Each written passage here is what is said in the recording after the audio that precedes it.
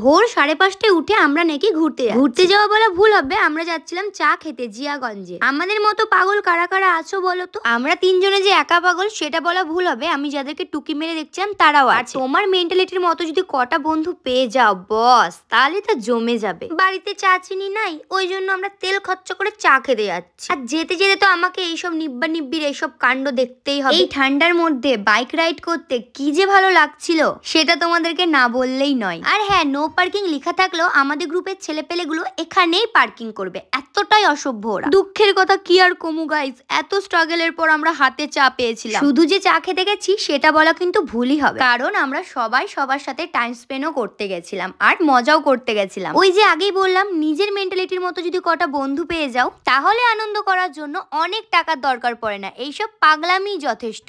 আর হ্যাঁ, চা খেয়েও কিন্তু হয়নি। তারপরে আমরা গেছিলাম জিয়াগঞ্জ ফুলতলার সরুটি খেতে, সেই পার্টটা নাই আমি নেক্সট ভিডিওতে দেবো।